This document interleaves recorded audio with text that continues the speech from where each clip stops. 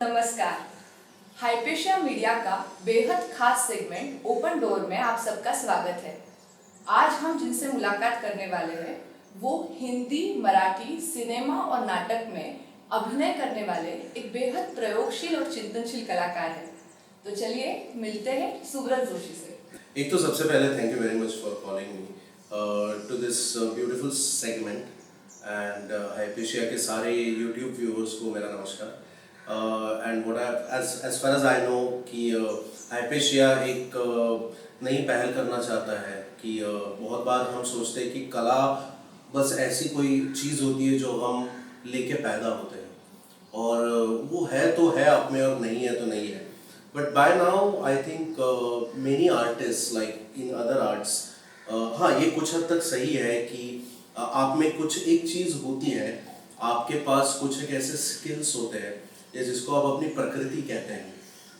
उसमें से कुछ चीज़ें ऐसी होती है कि आपको अभिनय करने में या पेंटिंग करने में या डांस करने में या गाने में जो आपको मदद करे। उसके अलावा बहुत ज़रूरी है कि आप उसकी कुछ एक पढ़ाई करें, कुछ एक शिक्षा करें। अब ये शिक्षा करने के लिए ज़रूरी नहीं, शिक्षा लेने के लिए ज़रूरी नहीं कि आप किसी इंस्टीट्यूट में जाए, आप किसी थिएटर ग्रुप के साथ जुड़ जाए। कोई लोग सिनेमा बचपन से देखते आते हैं, उससे भी आपकी शिक्षा हो सकती है, लेकिन शिक्षा ज़रूर होती है। तो ये मैं इसलिए कह रहा हूँ कि हाइपेशिया चाहता है कि इस शिक्षा को, इस तरह से कला के व्यवहार को समझने को वो प्रमोट करे। And you're trying to be advocates of that, and I'm very glad I'm on this platform because I'm someone who resonate with this. मेरे भी आपसे हमारे ख्यालात बड़े मिलते जुलते हैं इसलिए।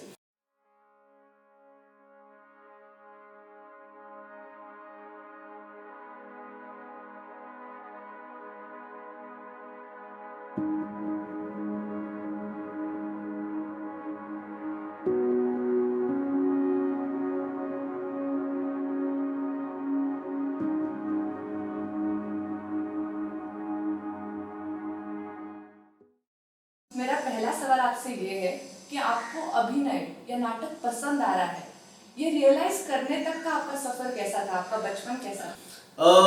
हुआ दरअसल ये कि मेरे पिताजी जो थे वो नाटक और सिनेमा के लिए रिव्यूज लिखते थे और वो दौर थोड़ा अलग था। आज के रिव्यू और मतलब सारों के बारे में मैं बात नहीं करूँ, मोस्ट ऑफ द पीपल जो आज रिव्यू करते हैं, ये करते हैं, वो सिनेमा के ग्लैमर से बड़े, they are very struck by the glamour of the cinema. लेकिन किसी कला का मूल्यांकन करना ये बहुत बहुत मुश्किल चीज़ है और मेरे पिताजी उस हिसाब से थोड़े ओल्ड स्कूल थे। तो he believed in watching good cinema, good theatre, and he brought that into our family also. So वो बचपन से ही मुझे हमारे घर में नाटक देखना, और वो मैं मराठी घर में पैदा हुआ तो आपको भी पता है, आप भी मराठी हाउस होल्ड से, हमारे यहाँ नाटक देखना बड़ा एक सेलिब्रेटरी चीज़ होती है। तो ये एक जैसे अलग अलग कल्चर्स में अलग अलग होगा, हिंदुस्तान बहुत बड़ा देश, क्या मेरे ख्याल से कॉन्टिनेंट ही है एक हिसाब से, अपने हिसाब से, मतलब कल्चरली बहुत डाइवर्स है। तो मराठी में ऐसा होता है कि लोग नाटक देखने जाते हैं और फैमिलीज में ये बड़ा रिचुअल होता है कि सारे मिल के नाटक देखने जाओ। और बच्चा जैसे होता है ना कि अलग अलग इसमें बच्चा बड़ा होने का क्या होता है कि बच्चे को जैसे नाटक देखने जाना है, तो बचपन से हम नाटक बड़े देखते आए और सिनेमा भी बहुत देखता है। And my father always insisted that I watch good cinema, इतना कि मुझे याद है, बहुत बहुत इंटरेस्टिंग चीज़ है। मेरे उस टाइम पे मैं स्कूल में ही था और उस समय शेखर कपूर साहब की बैंडिट क्वीन रिलीज हुई थी। अब आज भी आप देखेंगे वो बहुत दहला देने वाली फिल्म है, because there is a lot, एकदम सच के एकदम रूबरू कर देने वाली वो कहानी है और उसमें सच बड़ा ठेठ तरीके से आता है।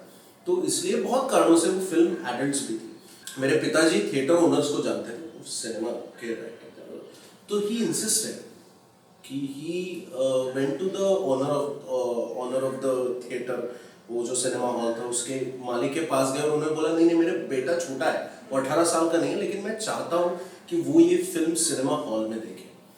तो तभी मेरा सिनेमा के प्रति और नाटक के प्रति जो एक तरीके से आउटलुक है या मेरा गठन है, आप समझ लीजिए, वो वहीं पे बनना शुरू हो गया। तो नाटक करना, नाटक देखना, सिनेमा देखना, सिनेमा करना, करता कोई नहीं था हमारी फैमिली में, तो वो वहीं से शुरू हो गया। और जो हम मज़े करते हैं ना लाइफ में, बच्चों के तौर पे जो हम शरारतें करते हैं, जो मस्ती करते हैं, जो एक तरीके का हमारे कुछ लोगों के पास नेचुरल ह्यूमर होता है, तो मेरे पिताजी के पास बड़े ह्यूमरस किस्म के इंसान थे, तो वो बड़े अजीब अजीब वो गरीब चीज़ें घर में भी करते थे। So we will always have this funny scenarios where my father will be performing a character, and so I grew up watching all of his antics और उनके जो सारे खेल हैं. So that was my childhood. To sum it up, I mean I can go into detail anecdotes of it, पर to sum it up मैं आपको संक्षिप्त में बताऊँ तो ये था पूरा कारोबार. और सिर्फ बैंडिट क्वीन ही नहीं, मसाला फिल्में भी देखते थे. मतलब रंगीला जब आई थी तो रंगीला भी एडल्ट्स थी. अभी लोगों को ये लगे अभी इसमें भी बवाल हो गया बेशरम रंग पे, वैसे उस टाइम पे कुछ लोगों ने कहा कि ये बहुत ही हमारी संस्कृति का ये करने जा रहा है, पता नहीं क्या क्या. और मेरे पिताजी के ख्यालात थोड़े अलग थे. उनका कहना था ये तो सिनेमा है, एंटरटेनमेंट है. और तब तक राम गोपाल वर्मा एक बहुत अच्छे डायरेक्टर के तौर पे लोग उनको देखने लगे थे. तो मेरे पिताजी अगेन इंसिस्टेड कि नहीं आप रंगीला भी देखो. और पूरे क्लास में मैं अकेला ही था जिसने रंगीला देखी थी. वो तो टैबू था सबको कि अरे, और मैं उस दिन हीरो बन गया तो हर कोई आके क्लास का बच्चा मुझे बोलेगा तूने रंगीला देख ली? अरे सिनेमा में देख ली. तो मेरा सिनेमा के प्रति देखने का जो आउटलुक है आप समझ सकते हैं, या किसी भी कि सिनेमा का रोल क्या है. उसका रोल एंटरटेन करना भी है, लेकिन उसका रोल जो है वो एक तरीके से सच दिखाना भी है.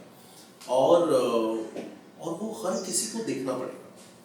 ये जो एक कुछ हैबिट है वो मेरे पिताजी से मुझे बहुत बचपन में ही, एंड विदाउट नोइंग, ऐसा कुछ नहीं था कि तुम सिनेमा देखो ये देखो. मजे करते हैं हम, मस्ती, बच्चे होते हैं हम. ऐसा नहीं कि मैं सिर्फ सीरियस सिनेमा ही देखता था. मैं बैटमैन का बड़ा फैन था.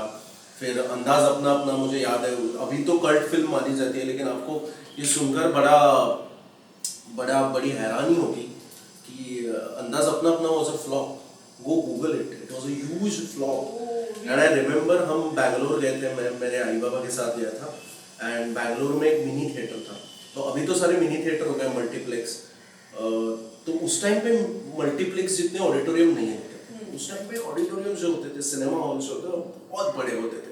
1000-1500 के लोग एक साथ देखते हैं. और पुणे में आप जाएंगे कोई पुराने हॉल्स में, खैर कोई अभी बचा नहीं है, शहरों में तो बचा ही नहीं है, लेकिन तो उस टाइम पे वो भी नॉवेल्टी थी कि अभी जैसे मल्टीप्लेक्स छोटा थिएटर है, वैसे बैंगलोर में एक बना था मिनी थिएटर, उसमें मैंने अंदाज अपना अपने देखी थी. तो वो सारी फिल्में भी दिखाते थे और मराठी नाटक बड़ा देखते थे हमारे घर पे. तो ये था मेरा.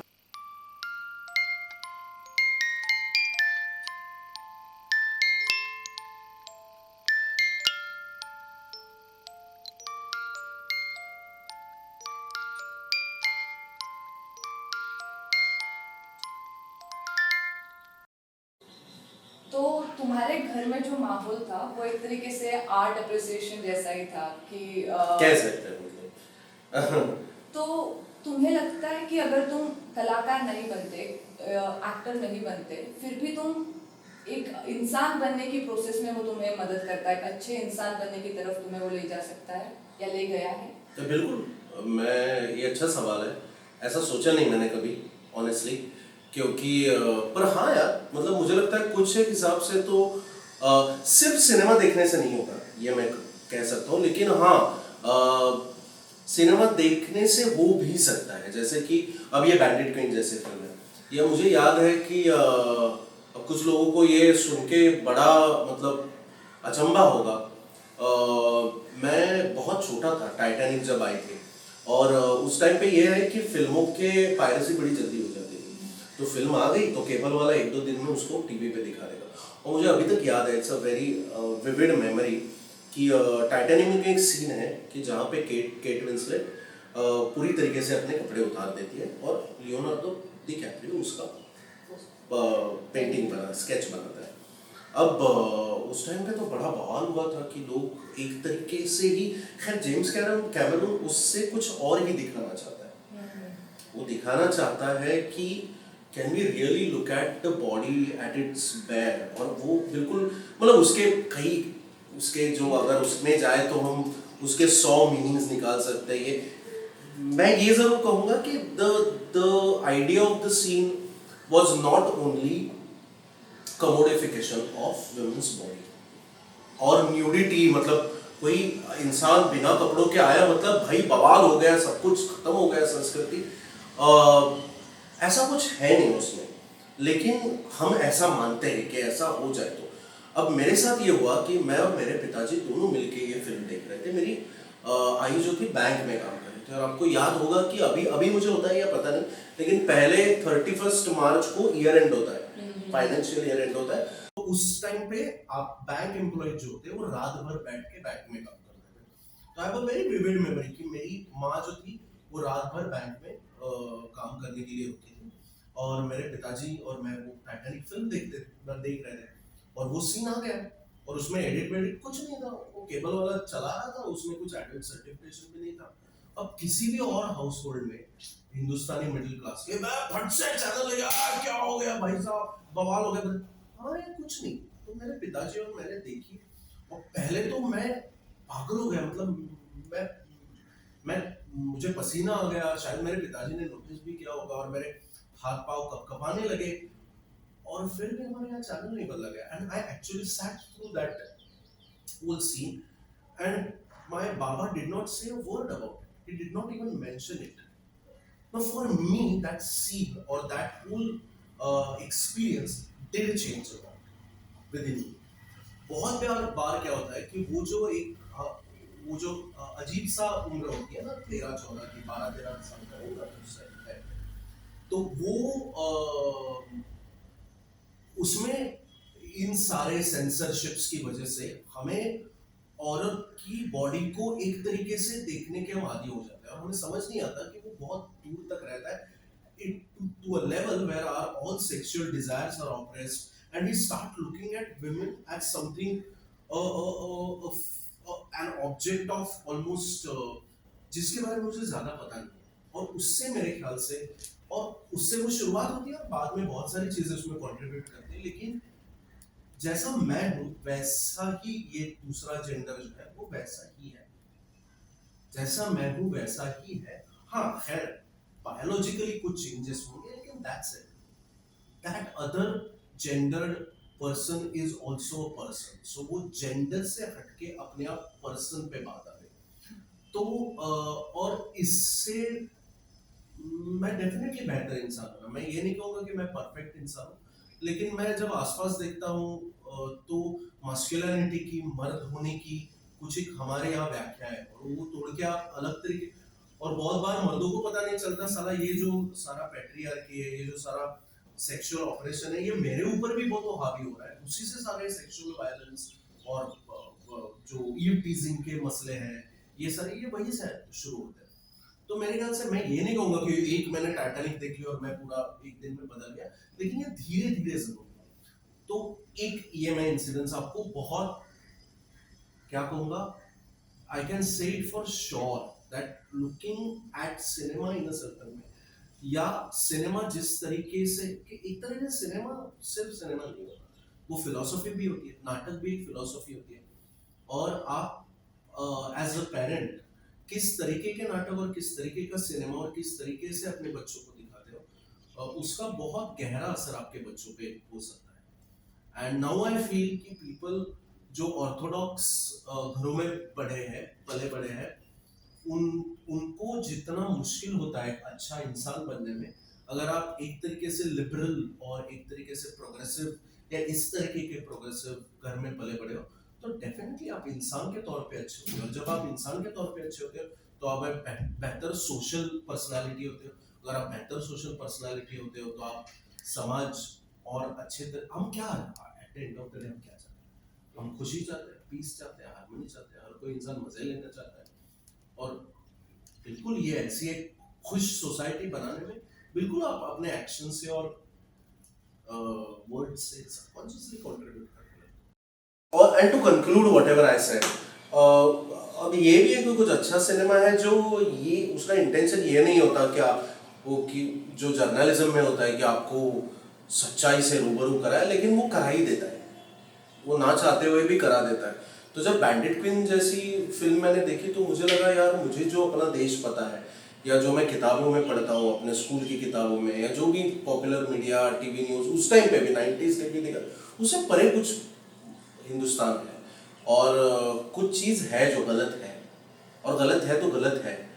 तो लेकिन जब आप उसको रिकॉग्नाइज करते हो कि ये चीज़ गलत है तो आप चाहते हो कि यार मैं सही कर दूँ, ये नहीं कि मैं जाके समाज बदल दूँ। बहुत सारे लोग वो भी करते हैं, मेरी वो इच्छा भी नहीं है, लेकिन मैं अपने आप से ये बेहतर इंसान बनूँ। मैं ये कोशिश करूँ कि मैं जबकि उसमें दोनों है, एक तरीके से कास्ट एट्रोसिटीज़ भी है उसमें एंड जेंडर डिस्क्रिमिनेशन भी है, जेंडर बेस्ड एट्रोसिटीज़ भी है उस फिल्म में। वो दोनों बहुत ठीक तरीके से दिखाया गया है। तो यार ये है सच्चाई हमारे हमारे समाज की, और मेरे में कुछ है क्या ऐसा कि जब मैं बिना जाने वो कर रहा हूँ, तो यार मैं थोड़ा बेहतर इंसान बनूँ। तो मैं बेहतर इंसान बनूंगा तो दुनिया अपने आप बेहतर बनेगी। What they say that the change starts at your home. तो ऐसे कुछ फायदे भी है अच्छा सिनेमा देखने के, अच्छे नाटक देखने के। वही एक बेहतर इंसान बनने की तो एक प्रोसेस है वो। हाँ। कुछ कुछ चीज़ें उसमें ऑटोमेटिकली ऑर्गेनिकली इनपुट देती रहती है और उसी से हम अ, बेहतर होने की तरफ जाते रहते हैं। मुझे एक सवाल ये और है कि तुमने एनएसडी जाने से पहले एक थिएटर महाराष्ट्र में किया, वो काफ़ी लंबे समय तक पुणे में रह के, जो महाराष्ट्र का कल्चरल हब है जहाँ पे थिएटर का भी बहुत इम्पोर्टेंट एक्सपेरिमेंट्स होते रहते हैं, वहाँ पे किया और फिर एनएसडी में थिएटर किया। तो क्या मूलभूत डिफरेंसेस तुम्हें लगे दोनों थिएटर प्रैक्टिसेस में या दोनों थिएटर कल्चर में? बहुत अच्छा सवाल। मैं सोचा नहीं, सोचा तो है लेकिन एक एक बड़ी मज़ेदार चीज़ होती है जब आप इंस्टीट्यूट में जाते हो और आप किसी किसी बाहर नाटक करते हो, तो नाटक आपको लोकल कल्चर से अलग निकाल के देखना बहुत मुश्किल है। जैसे कि अगर अच्छे नाटक की बात कर रहा हूँ मैं, तो अच्छा नाटक मैं ये तो है ही कि अगर मैं मराठी में नाटक कर रहा हूँ तो जाहिर है कि अगर मराठी नाटक है तो उसका जो सारा सेटअप है, उसके जो किरदार है, उसका जो कल्चरल कॉन्टेक्स्ट है, वो सारा मराठी है। लेकिन 5 मिनट के लिए वो बाजू में रख देते हैं। उसके बावजूद भी जब मैं मराठी में नाटक करता हूँ तब वो एक किसी परंपरा का हिस्सा होता है, वो उसका एक लीनियज होता है। तो जब हम नाटक करते हैं मराठी में, शायद कुछ दर्शकों ने इनके नाम सुने होंगे, अगर नहीं सुने तो आप ज़रूर जाके इनके नाटक पढ़ें। जैसे विजय तेंदुलकर साहब है, महेश एलकुंचवार जी है, सतीश आलेकर जी है, जिनके नाम शायद आपने सुने होंगे, जिन्होंने एक तरीके से उनके नाटक बड़े ही मराठी है लेकिन उसकी सेंसिबिलिटी जो है वो ग्लोबल है। लेकिन जब आप वो नाटक करते हो तब मैंने नाटक किया अतुल पेटे जी के साथ, मकरंद साठे जी के साथ, जो भी बहुत बड़े नाम है अभी मराठी थिएटर के, या परेश मोकाशी जी के साथ जो अभी सिनेमा बहुत बना रहे हैं। परेश की फिल्में, एक दो फिल्में तो ऑस्कर में भी भेजी गई है। हरिश्चंद्राची फैक्ट्री करके एक फिल्म थी, तो परेश के साथ भी मैंने नाटक किया था। तो ये जो एक परंपरा होती है ना, तो वो परंपरा में आप नाटक करते रहते हो, उस कॉन्टेक्स्ट में आप नाटक करते रहते हो फिर, और वो परंपरा के कुछ अपने नियम होते हैं और कुछ एक तरीके होते हैं, तौर तरीके, कुछ एक डिसिप्लिन होता है, कुछ एक टेक्निक्स होती है। और किसी इंस्टीट्यूट में जाते हो तो वो सारी चीज़ें बदल जाती है। एक तो भाषा का बड़ा प्रॉब्लम होता है कि वहाँ एनएसडी में बात ये होती है, लेकिन मैं एनएसडी को उसका दोषी नहीं ठहराऊंगा क्योंकि बहुत मुश्किल है। और कुछ कि वहाँ भारत के सारे जगहों से लोग आते हैं, अब वो अपना अपना थिएटर कल्चर लेके आए और आप सब मिला जुला के कोई अलग ही थिएटर कल्चर में जा रहे हो, तो बहुत सारी चीज़ों में फ़र्क होता है। मूलभूत फ़र्क ये है मुझे लगता है, और वो मैं कहूँगा कि एक्टिंग टेक्निक में है कि जितने अच्छे तरीके से एनएसडी ने वेस्टर्न टेक्निक्स को और स्पेशली एक्टिंग के, जबकि हाइपेशिया के दर्शक बहुत एकेडमिक रुचि भी रखते हैं, तो मैं थोड़ा उसके विस्तार में बात करना चाहूँगा इफ यू अलाउ मी। तो मराठी में भी है टेक्निक्स, लेकिन मराठी जो है वो play right eight the centre कहा जाता है, जो एक बहुत ही जिसके उस पूरे नाटक के व्यवहार में प्ले राइट जो है वो उसके सेंटर में है। और दिल्ली या आप उस तरीके के नाटकों में जाएंगे या और नाटकों के कल्चर्स में जाएंगे, जैसे आप नॉर्थ ईस्टर्न देख लो या साउथ इंडिया में थिएटर कल्चर है, तो उसमें writer is not at the centre. Maharashtra में बड़ा है। अब राइटर सेंटर में आ गया तो क्या हो गया कि राइटर जिस तरीके से भाषा के साथ एक्सपेरिमेंट कर रहा है, एक्टर को मोर और लेस उसी को फॉलो करना पड़ेगा। एक्टर उसमें बिल्कुल खोज कर सकता है। उससे क्या हुआ कि मराठी लोग जो है वो बातचीत करना थिएटर में ये बहुत सारा शब्दों के अराउंड ही होता है, तो एक तरीके से नॉट इन अ रिडंडेंट वे, ये उसकी स्ट्रेंथ भी है। जैसे थोड़ा ब्रिटिश थिएटर का बहुत सारा हिस्टोरिकली भी देखें तो मराठी नाटकों पे जो ब्रिटिश थिएटर का प्रभाव है, तो वो भी बहुत word centric, spoken word centric sort of theatre है, जबकि नॉर्थ में वैसा बिल्कुल नहीं है। उसमें जो खेल है, उसमें जो परंपरा है, एस्थेटिक है, उसमें जो आप कॉस्ट्यूम्स इस्तेमाल करते हैं, उसमें जो आप चेहरे पे रंग लगाते हैं, जो जो लोग किसी भी लोक कला के कुछ स्ट्रेंथ्स है, तो वो सब भी वहाँ पे आ जाता है। और संगीत जिस तरीके से एकदम इंडिविजिबल पार्ट है भारत के बहुत सारे फोक कल्चर का और थिएटर कल्चर का भी, उतना अब महाराष्ट्र में नहीं है। महाराष्ट्र में एक संगीत नाटक करके परंपरा जरूर थी, लेकिन उससे हम काफी आगे आ चुके हैं। तो ये बहुत, तो म्यूजिक एकदम से मेरे जीवन में आ गया। मुझे तो पता ही नहीं था कि एक्टर बनने के लिए गाना भी, और जब एनएसडी का इंटरव्यूज होते हैं आज भी अगर आप जाएंगे तो देखेंगे कि आपको एक गाना तैयार करना पड़ता है, और आपसे ये आपका ये क्वालिफिकेशन में ये देखा जाएगा कि आपको एक बेसिक सुर और ताल का ज्ञान है या नहीं। अब by my conditioning and by some hardware also, the hardware I have got, मेरे आवाज़ ठीक है, मतलब मैं सुर में गा लेता हूँ और मेरे ताल का भी सेंस काफ़ी अच्छा है, लेकिन ये ज़रूरी होता है एक्टर के लिए, ये मुझे कभी पता नहीं था। ये मुझे एनएसडी में जाके पहली बार पता चला क्योंकि मैं तो स्पोकन वर्ड वाला है, लेकिन हाँ मुझे बहुत फ़ायदा हुआ वहाँ जाके, ये मैं ज़रूर कहूँगा। उस पर बाद में आराम से भी बातचीत हो सकती है, लेकिन या मतलब तो एक्टर का ट्रेनिंग महाराष्ट्र में जो मैंने देखा वो सिर्फ यहाँ का है। वो बहुत सारे मराठी एक्टर्स जो है वो यहाँ से एक्टिंग करते हैं थिएटर में भी। अभी भी बॉडी का जो रोल है जो वेस्टर्न थिएटर में भी है। और मजेदार चीज आपको बताता हूँ, ब्रिटिश थिएटर से प्रभावित है मराठी, लेकिन वो 100-150 साल पहले का ब्रिटिश थिएटर जो है, आज की दुनिया का ब्रिटिश थिएटर आप देखेंगे तो ब्रिटिश लोगों ने भी थिएटर में कई सारे यूरोपियन ट्रेडिशंस अपने अंदर ला दिए हैं, और जो वो समय के साथ बदला है। मराठी भी बदला है, मैं ऐसे नहीं कहूँगा नहीं बदला है, लेकिन इतना नहीं बदला है। तो एस्थेटिक्स बड़े अलग हैं मराठी एक्टिंग के अभी भी, और मुझे जेन्युइनली लगता है वो थोड़े से एक टाइम में फ्रीज हो गए। तो ये मुझे लगता है फंडामेंटल डिफरेंस है। एनएसटी में तुमने सीखे हुए 5 ऐसे इनपुट बताओ जो तुम अभी भी ऐसा लग रहा है कि इस्तेमाल कर पाते हो तुम जब कैमरा या फिर स्टेज पर एक्ट करने के लिए जाते हो। सो जो मैंने कहा इससे पहले ही मैंने बात की उसके बारे में कि एक्टर के तौर पे your body being at the centre of your craft.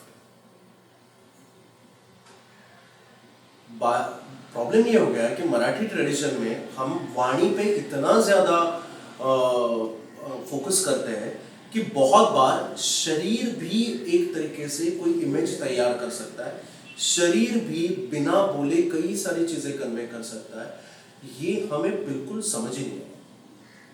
तो हमें लगता है एक्टिंग करना मतलब बोलना, वो भी जरूरी है, मैं उसके दूसरे छोर पे भी जाऊंगा, लेकिन अभी मैं सिर्फ इसकी बात कर रहा हूँ। तो ये एक चीज की keeping body at the centre of your work, and that just open windows to so many things in the craft, and art of acting. क्योंकि बहुत बार आप मन के बारे में सोचते हो, आप वाणी के बारे में सोचते हो, आप किसी तरीके से लाइन में ऐसे बोल दूं कि तालियां बज जाए उसके बारे में सोचते हो, आप कॉमिक टाइमिंग के बारे में सोचते हो, ये सब मराठी में होता है।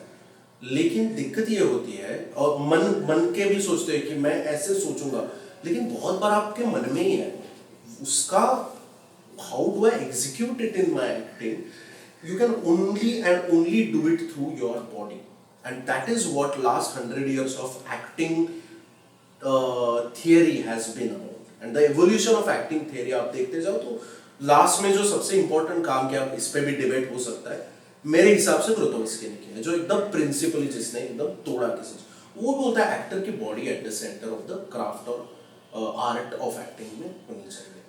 तो ये एक चीज मैंने सीखी। दूसरी चीज, मेरी हिंदी बड़ी सही होगी, मेरी अंग्रेजी बड़ी सही हो गई। अब अंग्रेजी अच्छी चीज इसलिए सही हो गई कि मैं मराठी में पढ़ता था, अब वहां जाने के बाद कई सारे आपको अंग्रेजी नाटक भी पढ़ने, हिंदी नाटक भी पढ़ने, जो मेरे which wasn't a part of my practice in theater। तो हिंदी पढ़ने में बड़ी दिक्कत होती थी मुझे, वो जो डंडिया लगती है हिंदी में, वो उसका मैं आदी नहीं था, तो मेरा सर दर्द करने लगता था, मुझे यार ये छोड़ दो, अंग्रेजी पढ़ लेते। फिर बहुत बार क्या होता है, जो अंग्रेजी ट्रांसलेशंस है कुछ नाटकों की, जो रशियन नाटक हम पढ़ते हैं बहुत सारे, उसके हिंदी ट्रांसलेशन बड़े बड़े बड़े फुद्दू है। सच बता रहा हूँ, मतलब ऐसे कौन बात करता है कि तानिया तुम ये लाल मांस का टुकड़ा खाओगी, अरे क्या बकवास है यार, अरे ये देखो ये वाइन यही गिर गए, इट जस्ट साउंड्स वेरी हिलेन, इट साउंड्स वेरी स्टूपिड। तो उससे थोड़ा बेहतर अंग्रेजी में पढ़ने के बाद नाटक मुझे लगा कि यार ये अंग्रेजी में पढ़ूं तो थोड़ा अच्छा, उसका जो एक्सपीरियंस है वो थोड़ा तो रिटेन हो रहा है, तो उससे मेरी अंग्रेजी अच्छी हो गई। ये दूसरी चीज हो गई। फिर मेरी तीसरी चीज मुझे ये मिली कि मेरा गाने का गला सुधर गया। तो अभी मैं हिंदी नाटक 2-3 किए मैंने, अभी अतुल कुमार जी के साथ आई किया, तो उसमें गाने बजाना पड़ा था। तो उसके पहले मैं नाटक में गाना बजाना सिर्फ एक नाटक में किया था मैंने, वो भी इतना अच्छा नहीं किया था। अब मैं स्टेज पे जाके गा सकता हूँ जोर जोर से बिना, और स्टेज सिंगिंग बड़ी अलग है। सिनेमा में जो आप बैकग्राउंड में गाते हैं ना, उससे स्टेज सिंगिंग बड़ी अलग है। वो कैसे अलग है कि नाटक में जब आप गाना गाते हो तब आप कहानी सुना रहे हो, और आप all the time you are communicating to someone, so that song is directed to someone. तो उसमें सुर थोड़े यहाँ वहाँ भी हो जाए। जैसे आपने देखा बड़े बड़े मजे हुए कलाकार हैं, जैसे अब ये नाम शायद बहुत सारे नए लोगों ने सुने भी नहीं होंगे, लेकिन हबीब तनवीर करके बहुत बड़े हमारे यहाँ के थिएटर डायरेक्टर थे। तो उनका जो सारा थिएटर था वो सारा वही के एकदम आदिवासी और गांव से जमीन से जुड़े हुए लोग हैं, उनको लेके करते थे। तो उनका जो सारा गाना बजाना था उनके नाटकों में एकदम at the heart of their work था। तो उनके एक्टर्स को मैंने सुना है, वो कोई बड़े, I mean with all due respect, they are very good actors, but technically आप देखो तो उनके सुर हिलते हैं, यहाँ वहाँ हिल जाते हैं बहुत सारे फोक, लेकिन फिर भी मजा आता है। तो वो स्किल मुझे मिला।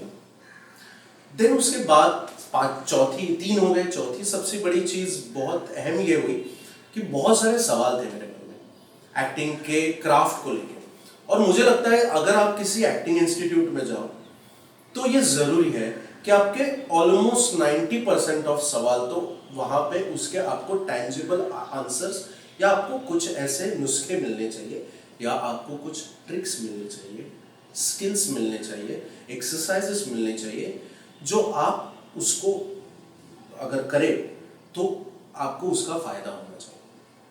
वैसे बहुत सारे सवाल थे जो with all due respect to other teachers, शायद ये मेरी खामी रही होगी कि मुझे जवाब उनसे नहीं मिले, लेकिन मुझे एक टीचर से मेरे काफ़ी सारे एक्टिंग के सवाल जो थे, जो मैं जहन में लेके उस इंस्टीट्यूट में गया था, उसके जवाब मिले।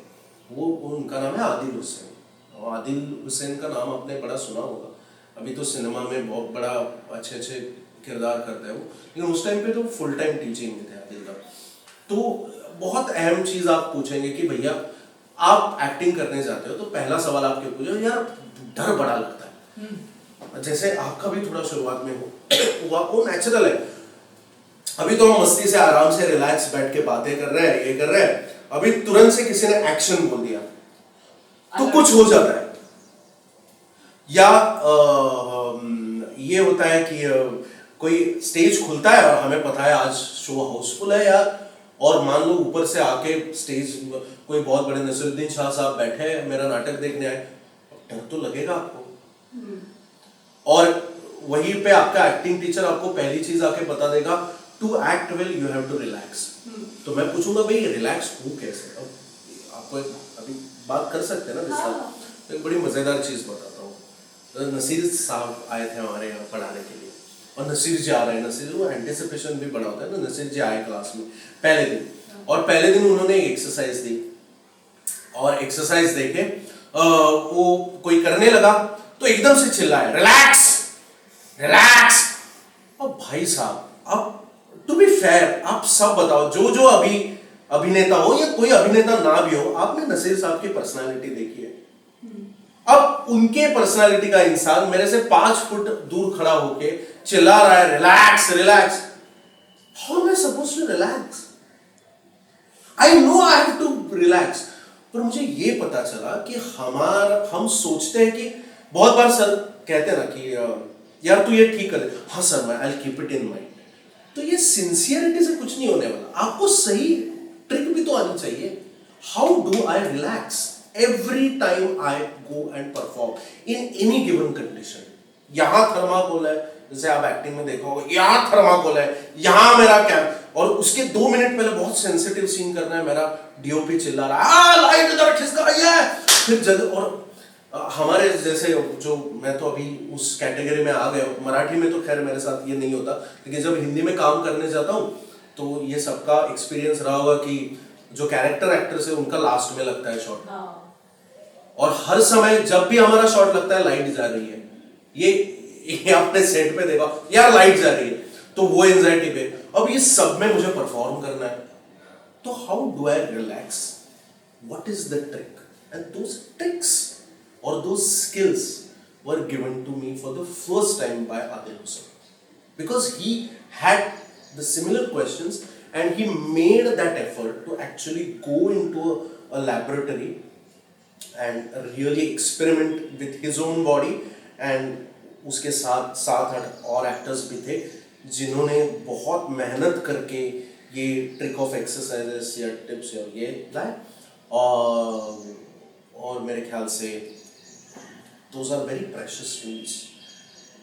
Sadly, they are unsung heroes, and that part of Adilda or that work is not celebrated in mainstream, but it should be celebrated. It is very important. जैसे विदेश में ग्रोतोस्की सेलिब्रेट करते हैं, स्टानिस्लॉवस्की सेलिब्रेट करते हैं, हमें भी करना चाहिए। और 5वीं चीज़ मुझे ये मिली कि मुझे बहुत सारे अच्छे दोस्त मिले। अब मैं ये बड़े गर्व से कह सकता हूँ कि मेरे हर राज्य में, भारत के हर भाषा बोलने वाला, हर तबके का, हर जेंडर का, हर कास्ट का, हर विचारधारा का कम से कम एक दोस्त। और ये बड़ी बड़ी प्रेशियस चीज़ है, लोगों को समझ नहीं आता, और अभी जाके थोड़ा जब उम्र में बड़ा हो गया तब पता चला। क्योंकि क्या होता है, लोगों का दायरा बड़ा वही छोटा रहता है, उससे आपका वर्ल्ड व्यू भी सीमित हो जाता है। वहाँ जाके मेरा एक रूममेट है जो मणिपुरी है, एक रूममेट है कन्नड़ी का है, एक मेरी बैचमेट है जो यूपी की बहुत ही हम्बल बैकग्राउंड मुस्लिम घर से आती है, बहुत गरीब मुस्लिम घर से आती है। वो पहली लड़की है जिसने ग्रेजुएशन तक पढ़ाई की और ये किया। तो just the different social realities जिसमें हमारा देश के जो हमारे देशवासी वो जीते हैं, उनकी कहानियां सुनना, उनके स्ट्रगल सुनना भी बड़ा, it's a very humbling experience. Subrata, mostly ऐसा होता है कि एक इक्वेशन बन गया है कि एक्टर बनना है तो मुंबई आना है, ठीक है। और मैं जब तुम्हारी जर्नी को देख रही थी, पढ़ाई कर रही थी तुम्हारे बारे में, तब मैंने जाना कि तुमने एनएसडी के बाद भी कुछ लंबा समय दिल्ली में रह के थिएटर किया, और तो उसका अनुभव कैसा था, और वो डिसीजन तुमने क्यों लिया? क्या तुम्हें यार मैं बिल्कुल ये कहूँगा कि यार मैं तो सिर्फ थिएटर ही करना चाहता था, तो ये इतना सही जवाब नहीं है। उसमें कुछ एक मजबूरी थी और कुछ एक चॉइस था। मजबूरी ये थी कि मैं एक ऐसे घर से आता हूँ जहाँ पे एक समय के बाद फाइनेंशियली अपने माँ बाप पे डिपेंडेंट रहना ये मेरे लिए संभव भी नहीं था, और वो मुझे एथिकली सही भी नहीं लग रहा था, क्योंकि मेरी family was struggling with a few things at that point of time on financial levels, on every level. So 18-19 की उम्र से ही ये मेरे पे ऑलमोस्ट मजबूरी नहीं थी, मतलब वाइज ये मैंने अपने लिए डिसीजन ले लिया कि मैं अपने माँ बाप से एक भी रुपया नहीं लूंगा। तो जब एनएससी करके मुंबई आया तो मुंबई में रहना बड़ा मुश्किल होता है। तो और उस समय it wasn't a great time, it was 2009-2010। So if you think of an industry at that point of time, तब ये अभी अभी काफी काफी बेहतर सिचुएशन है। I still feel it is the best time for actors in India to, I mean it is the best time to be an actor. Hindustan का इतिहास आप देखो तो काफी सही है अभी चीजें, अभी काफी डिफरेंट पर्सनालिटीज के, डिफरेंट एथनिसिटीज के, डिफरेंट स्किन टोन्स के, डिफरेंट भाषाएं बोलने वाले लोगों को काम मिल रहा है, अलग अलग कल्चरल बैकग्राउंड्स के। उस समय पे इतना डेमोक्रेटिक नहीं थी हमारी इंडस्ट्री, इतनी वेरिएड भी नहीं थी। डेमोक्रेटिक कितनी है मैं अभी भी उस पर सवाल हो सकता है और बातचीत हो सकती है, लेकिन एटलीस्ट डाइवर्सिफाई हो गई है थोड़ी सी। 10 साल पहले से तो बेहतर हो गई। तो काम इतना मिला नहीं, तो पैसे नहीं थे, तो पैसे भी कमाने थे, और मुझे सिनेमा में उस टाइम पे देखना बड़ा मजा आता था, लेकिन I never set out to be a cinema actor. और अभी भी मुझे सिनेमा में अभी उतना मजा नहीं आता जितना थिएटर में आता है। और तो इसलिए भी, और उस समय पे एक बड़ा थिएटर खुला था किंगडम ऑफ ड्रीम्स करके दिल्ली में, तो मुझे बहुत सही लगा यार कि नाटक करने के पैसे भी मिल रहे, और वो नाटक बड़ी मजेदार तरीके का नाटक था कि उसमें वो एकदम बड़ा सा stage show, it's like a film on stage. और जैसे विदेश में आप बड़े बड़े म्यूजिकल देखते हो जिसमें 100-150 लोग एक समय पे एक शो पे काम करते हैं, और उसमें एक्टर्स उड़ के आते हैं, उड़ के चले जाते हैं, फिर एक्टर नाचता है तो पीछे 40-50 सपोर्टिंग डांसर्स नाच रहे हैं आपके साथ। तो इस तरह का नाटक था, और उसमें पैसे भी मिल रहे थे, पैसे की बड़ी किल्लत थी उस समय, तो इस वजह से मैं वहां गया। लेकिन हाँ, ये जरूर है कि ये मैं अपने बारे में कॉन्फिडेंटली कह सकता हूँ कि जब भी मुझे दिखता है कि भाई ये गणित जो है, ये सेटअप जो है मेरी समझ में आ गया, उससे जो मुझे कुछ सीखना था, जो भी कुछ कमाना था, वो जैसे मुझे आ गया, मैं सेटल होने लगता, मैं वहां पे बहुत जल्दी बोर हो जाता हूँ, तो मैं वो चालू रखता हूँ, लेकिन मैं कुछ और करने लग जाता हूँ। तो दिल्ली में भी उस समय पे वैसे वो केओडी का रखते हुए मैंने और भी नाटक करना शुरू कर दिया। तो जेएनयू मेरा सेकंड होम था, तो वहाँ पे कुछ ऐसे नाटक हमने किए जिसके कंटेंट के लिए तो आज तो हमारे ऊपर मतलब आके हमें पता नहीं कौन कौन आके क्या क्या बोल देते, क्या क्या ट्रोलिंग हो जाती, या शायद क्या पता हम पे 1-2 केसेस भी दर्ज होते। लेकिन नाटक बड़े खराब करते हैं यार जेएनयू वाले, ये मैं आज एकदम पब्लिकली बोलना चाहता हूँ। मतलब कुछ एक बार लगता है हाँ भाई, आप जो लोग बात कह रहे हो वो तो सही है कि न्याय होना चाहिए और भाई गलत चीज़ें नहीं होनी चाहिए, और हमारा देश है तो वो हर किसी को वहाँ पे फ्रीडम होना चाहिए, एकदम सही बात। नाटक बड़े खराब करते हैं तो ऐसे खराब नाटक भी किए एकदम, जैसे पॉलिटिकल प्लेस जिसको कहते हैं, जो एकदम ही मतलब प्रचार की, मराठी में एक शब्द है प्रचार के, प्रोपोगंडा बेस्ड प्लेस। तो प्रोपोगंडा किसी भी आइडियोलॉजी का हो, ये नहीं है कि वो आइडियोलॉजी सही है गलत है, और उस पर भी बड़ी बातचीत हो सकती है, लेकिन ये मैं समझ गया वहां पे कि भैया मैं नाटक वाला हूं, और मैं अच्छा नाटक करूंगा, और नाटक बिल्कुल एंटरटेनिंग हो सकता है, और ये उसकी पहली सबसे अहम चीज है। चाहे आप बात बड़ी सही कह रहे हैं, लेकिन वो नाटक अच्छा नहीं है तो I am not comfortable in, I want to be I would rather, जैसे मराठी में एकदम कमर्शियल थिएटर का बड़ा इंटरेस्टिंग स्ट्रीम है और बहुत लोगों को पता नहीं होता, it's a very rich tradition. तो मराठी में मैं आपको कहूँगा, जो लोग अमराठी है जो नहीं जानते, आप मुंबई में आए हो तो आपको मराठी नाटक देखना ही पड़ेगा। आप प्लीज, आपको गुजराती नाटक देखना ही पड़ेगा। इसलिए नहीं कि आप मुंबई में हो तो मराठी नाटक देखो, वो मैं कोई ऐसा रीजनल सेंटिमेंट से नहीं कह रहा हूँ, मैं इसलिए कह रहा हूँ कि बहुत इंपॉर्टेंट कल्चर है जिससे पूरा हिंदी बेल्ट, पूरा साउथ बेल्ट बिल्कुल उसके बारे में एकदम इलिटरेट है। और ये बड़ी दुख वाली चीज़ है, बहुत ही कम हिंदी नाटक वाले हैं जो actually make that effort to go by the ticket. आप कभी जाओ मराठी नाटक देखने, आज के तौर पे आप कोई भी मराठी का न्यूज़पेपर खोलो तो कम से कम 20 से 30 नाटक, 20 से 30 नाटक कमर्शियली सक्सेसफुल चल रहे हैं। और जब मैं कहता हूँ कमर्शियली सक्सेसफुल, मतलब हिंदी नाटक का average, nothing to, I am not trying to put down the Hindi plays, but please understand the scale of Marathi theatre.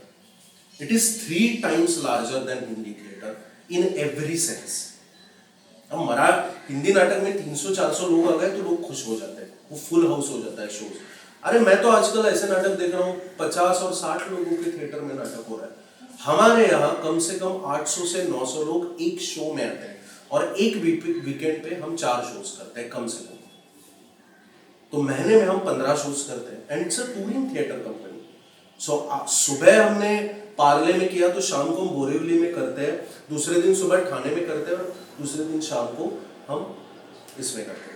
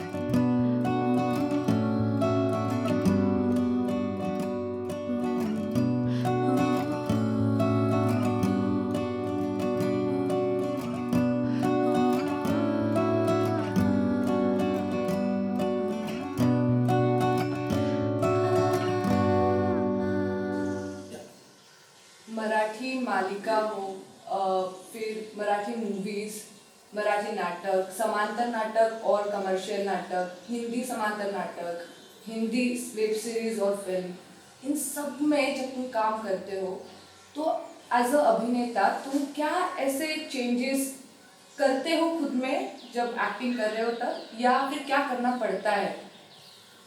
नहीं, क्राफ्ट तो सेम ही रहता है डेफिनेटली। मुझे लगता है कि कुछ क्राफ्ट के बारे में मुझे कुछ चीज़ें समझ आ गई है, तो वही लेके मैं कैसे बताऊं कि अभी इंटरेस्टिंगली मैं इस आई कैन से कॉन्फिडेंटली कि मैं यहाँ तक आ गया हूँ कि मेरे पास एक कुछ ऐसी चीज़ें हैं, बाहरी तौर पे मैं नहीं कह रहा हूँ, जैसे अगर आप क्रिकेटर का रोल करें तो आपको जाके वो स्पेशल स्किल सीखनी पड़ेगी।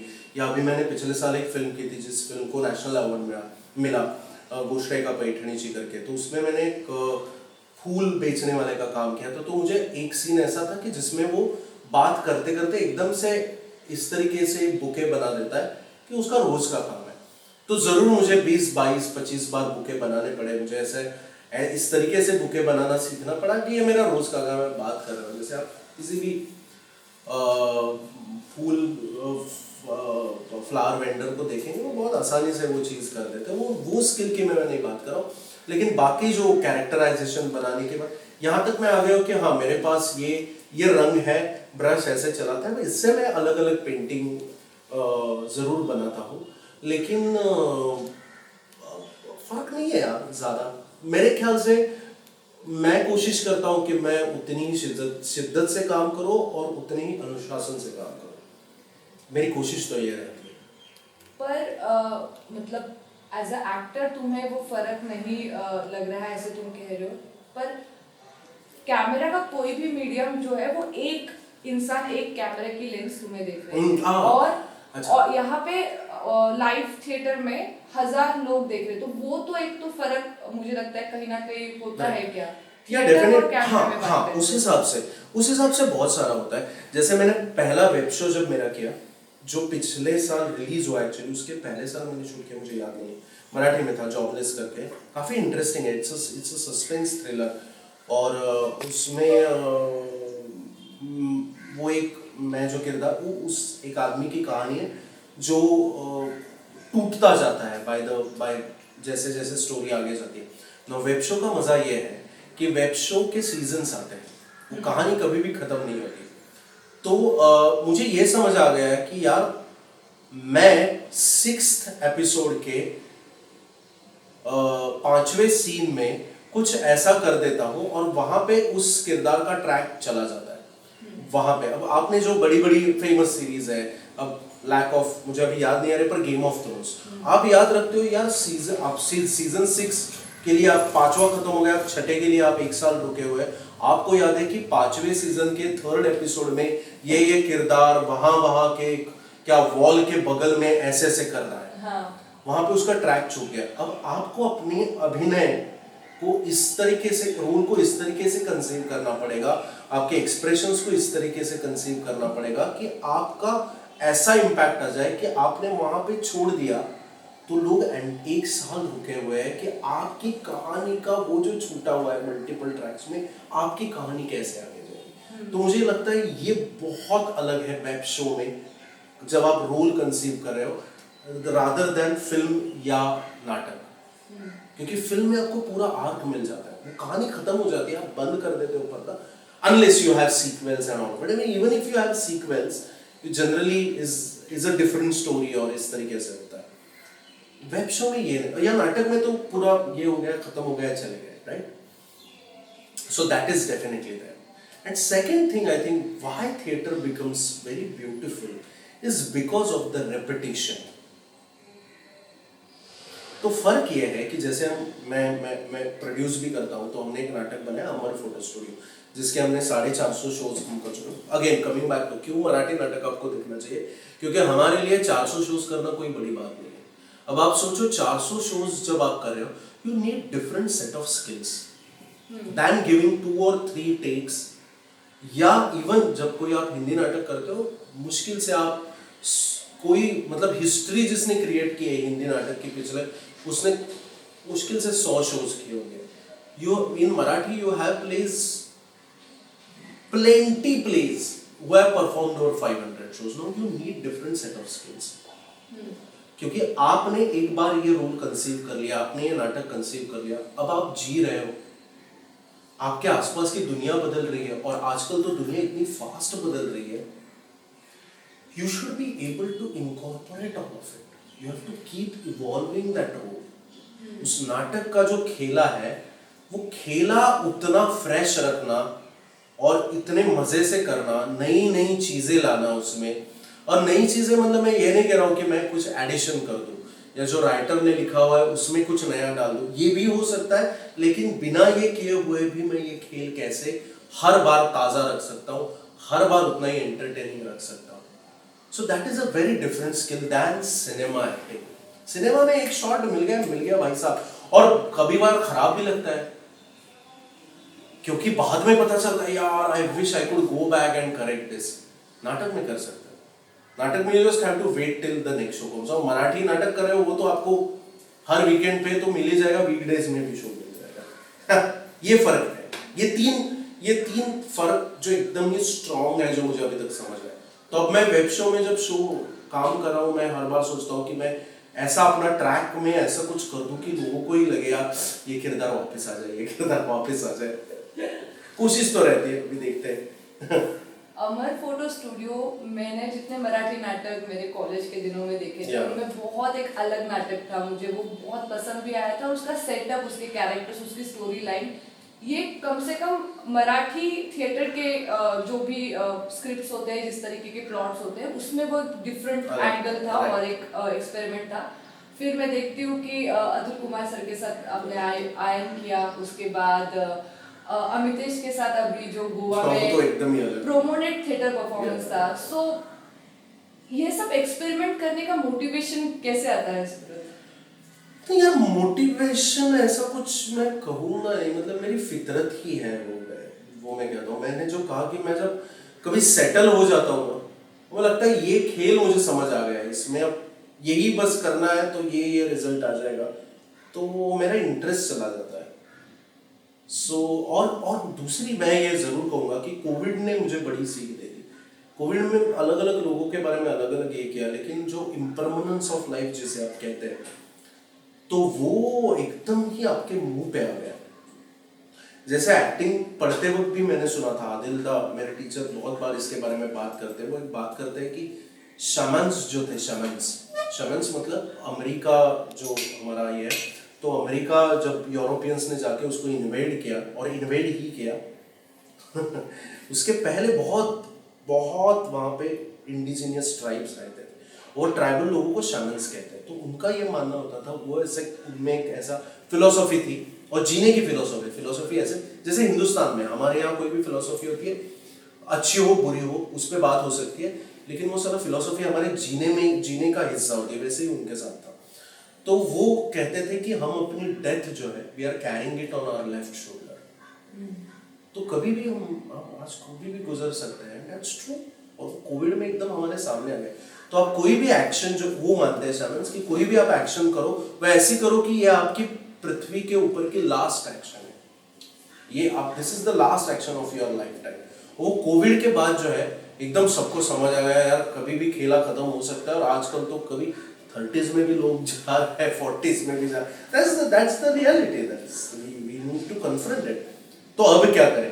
तो मुझे ये समझ आ गया, भाई ऐसा नहीं होगा कि मैं कमर्शियल काम कर लूंगा और जब टाइम मिलेगा तब मैं मुझे जो एज एक्टर एक्सपेरिमेंट करना है या सीखना है वो मैं करूँगा, वो तो हो नहीं सकता। So now I make that choice. And what is power? Most of the times लोग आर्टिस्ट के तौर पे पावर इसको समझते हैं कि मैंने कितना पैसा कमाया, मैंने कितनी पॉपुलैरिटी कमाई। हर किसी का सक्सेस का और अकम्पलिशमेंट की व्याख्या अलग हो सकती है। मेरी ये है कि देखो, एक्सपेरिमेंटल नाटक करना ये एक लीजर है, उसमें आपको पैसे नहीं मिलते, उसमें आपको उस तरीके का पॉपुलैरिटी नहीं मिलती। ये घाटे का ही सौदा है अगर आप देखो उस तरीके से। लेकिन ये घाटे का सौदा करने का लीजर क्या मैं कमा सकता हूँ? क्या मेरे में वो पावर है कि मैं भैया 2 महीने सब कमर्शियल काम को ना कह के, बिना किसी मॉनेटरी गेन्स के, मैं जाके रियली में ये नाटक के प्रोसेस को सबमिट कर रहा हूँ। और अगर मुझे 2 फोन आ भी जाए कि सर ये फिल्म आपको करनी है, तो मैं कह सकता हूँ कि आप रुक जाओ। अगर वो रुक सकते हैं तो रुक जाए, और भी बड़ी पावर है, नहीं है तो आगे जाए। लेकिन I am in power position to say no to projects. That I feel is a power in as artists. Most of the times people think getting lots of offers is power. No, that is not my idea of success. मैं आपको एक बहुत interesting उदाहरण देता हूँ। एक अरुण कोलटकर करके मराठी में पोएट है, बहुत बड़े पोएट है, truly revolutionary, truly global sensibilities के पोएट है, और ज्यादा पॉपुलर भी नहीं है, बहुत लोगों को पता भी नहीं है। उन्होंने बहुत सारे जिंगल्स लिखे हैं। आपको अचंभा होगा ये जान के, आपने 90s में सुने होंगे काफी सारे जिंगल्स या कॉपीराइटिंग अरुण कोलटकर ने किए, वो उनका पैसे कमाने का है। अब एक टाइम पे उनको लाइफ में ये समझ आ गया कि मुझे पैसे जीने के लिए इतने इतने हजार रुपए जो भी उनके टाइम पे लगते हैं, ये मैं 2 कॉपीज लिख के कमा सकता हूँ। 2 कॉपीज लिखने के लिए कितना टाइम? 2 कॉपीज मतलब 2 एड फिल्म्स, जिनको पता नहीं है दर्शकों को बताना चाहता हूँ, 2 एड फिल्म लिखने में मुझे कितना टाइम लगता है? 2 मिनट की एड फिल्म है, उस प्रतिभा के इंसान को तो 10-12 मिनट से ज्यादा नहीं लगते।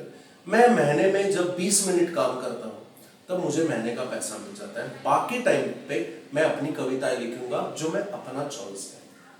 तो मुझे लगता है मोटिवेशन से भी ज्यादा मुझे लगता है मुझे अपनी जिंदगी ऐसी ही देखनी है। मुझे लगता है ये मेरी पावर है जो मैंने ओवर द इयर्स कमा, that I can make a choice to go with call Atul, go through his process. और मुझे न्यूट्रलिटी भी बड़ी सही लगती है।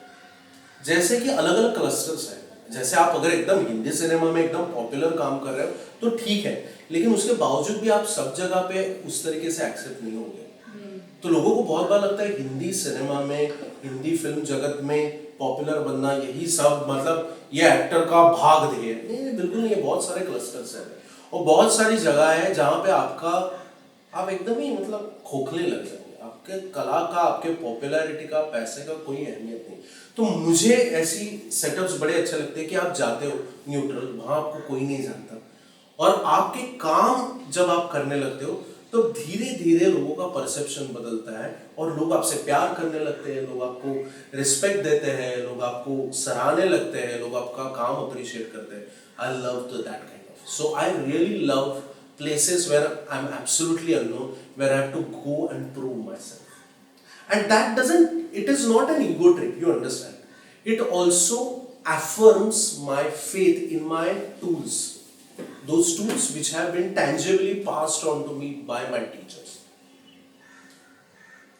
कि ये 3, 4, 6, 7 चीजें करोगे, इस तरीके का डिसिप्लिन अगर आप अपने काम में लाओगे, इस तरीके से आप अपने काम को अप्रोच करोगे, तो भैया जो है रिजल्ट अच्छा ही आने वाला है. बेसिक क्वालिटी ऑफ वर्क तो आप प्रोड्यूस करें. अब ये कभी कभार बहुत ही अच्छा हो जाता है, कभी कभार आप एकदम मुंह के बल गिरते हो, but that's okay, that is part of artistic journey. ये जो तुम अभी कह रहे थे कि बेसिक टूल सेट तुम्हें तुम्हारे गुरु से मिला है, तो जब सुब्रत जोशी कोई शूट नहीं कर रहा है, कोई एक्टिंग नहीं कर रहा है स्टेज पे या कहीं पे भी, वो घर पे है अपने खाली समय में, तो वो किस तरीके का स्केड्यूल फॉलो करता है, वो किस तरीके का एक्सरसाइजेस करता है, या किस तरीके का आर्ट प्रैक्टिसेस से कनेक्टेड रहने के लिए क्या करते हैं? तो एक तो खाली रहना ये बहुत जरूरी है, and these days I'm training my mind to really sit down and cool down. It is a big problem for me. That is something I need to relearn. I had it, I lost it completely when I went full throttle into commercial cinema and commercial entertainment industry. जो मेरे पास जब मैं शांति से दिल्ली में नाटक करा था तब था मेरे पास, अभी वो मेरा मन भूल गया है खालीपन से डील करना, और ये अच्छी चीज़ है. तो एक तो मैं इन दिनों ये सीख रहा हूँ, लेकिन इसके अलावा एज आई सेड दैट बहुत सारे, और मेरा ट्रेनिंग जो मैं अभी I have started training people also, I have started conducting independent workshops and some really, and I am happy I am being, because those institutes are really renowned in Mumbai, but they are asking me to come visit them as a visiting faculty, and I'm teaching them. So my program basically revolves around one thing, is that most of the times actors don't know to do riyaz.